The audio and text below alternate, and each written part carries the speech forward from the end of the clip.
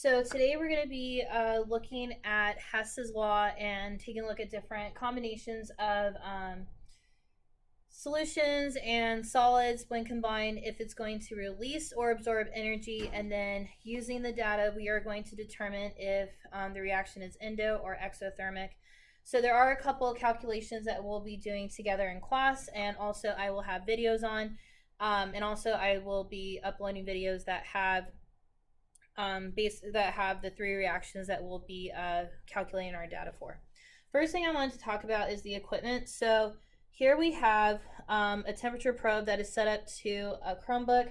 This temperature probe, when lowered into my calorimeter. So my calorimeter is the beaker and the styrofoam cup. So when this is lowered and my reaction takes place inside the calorimeter, on the screen on the Chromebook, it will start to draw a graph, and we'll be able to figure out what the initial, which is going to be the lowest temperature or starting temperature, and it will be able to calculate and indicate what the highest temperature is, which will be used as our final. So that's what the graph will be used for, and how we can use this temperature probe to collect that. The change in temperature will then be equivalent to whether or not energy is being released or absorbed, and more with that with the calculations. So a couple of things I just wanted to point out in the first video when we are calibrating our calorimeter, because this is not maybe the best setup as far as calorimeters go.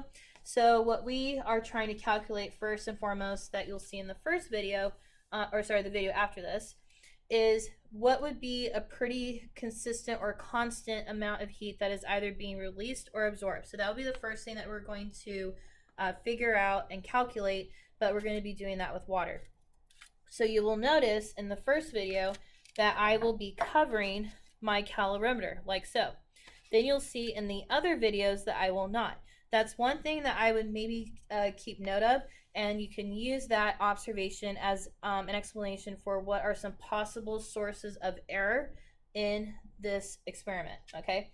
So that's one thing I wanted to point out of how it will be different throughout the couple of videos. And the calorimeter, as you can see, I used a smaller one rather than a big one, since we're using smaller quantities. Now, if I was to use the same quantities but in a bigger cup, that just doesn't give a whole lot of insulation, which means I can potentially lose quite a lot of energy. So with the smaller one and keeping it as insulated as I can inside of the beaker, it will help to keep that energy, which is mostly going to be taking place here, where I'm pointing to on the beaker. It'll help to keep that insulated even though it's not covered for a couple of the experiments. So there's just some things I want you guys to maybe keep note of as far as possible sources of error and how this calorimeter, quote unquote, is set up. And then of course another thing is think about what I did with the stirring rod, as far as how that will help with the mixture and help with the breakdown of the reaction, and therefore giving us maybe accurate or not so accurate change in temperature. So I just wanted to talk about that first before you start to look at the other videos with the calibration of the calorimeter, along with the three reactions, and then of course the calculation videos. So that's just some background, kind of showing you guys a little bit about the calorimeter and talking about it. So after this video, go ahead and click on the video that I believe is titled Calibrating the Calorimeter, and then you can take it from there, and be sure to listen throughout the other videos. It'll tell you which one you'll have to proceed to next.